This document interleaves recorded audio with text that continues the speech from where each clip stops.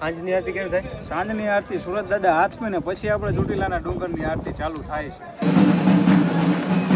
તો શું કે મારા કરે જાઓ, આજે 30 દિવસ ડુંગર ચડવાના ચેલેન્જનો છે 24મો દિવસ. એટલે દિલા હું હપ્તા ગણેશ કે હું પેલા હપ્તા નથી ગણતો આપણે, કેટલા દિવસ બાકી એ ગણું છું. 9, 10, 11, 12, 13, 6 દિવસ જેવું બાકી છે જે આપણા ચેલેન્જનું. અમારે ચેલેન્જ તો બધા ખૂટી ગયા. તો તમને કાંઈક ચેલેન્જ યાદ હોય તો બધા કમેન્ટમાં કહી દેજો. હવેના 6 ચેલેન્જ રહ્યા ને આપણે કમેન્ટ સેક્શનમાં જ પૂરા કરવાના છે. 24 દિવસ થઈ જાય ને પછી આવું આમ હાલવું પડે જો. કેમ હાલ ફરી ગઈ?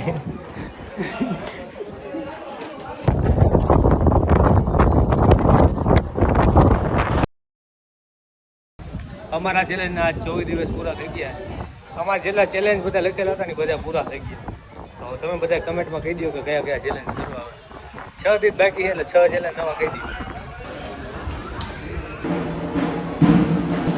બે ભાઈ ઉપર પહોંચી ગયા છે અને આરતી ચાલુ છે. ડાયરેક્ટ તમે દર્શન કરાવી દઈએ આરતી.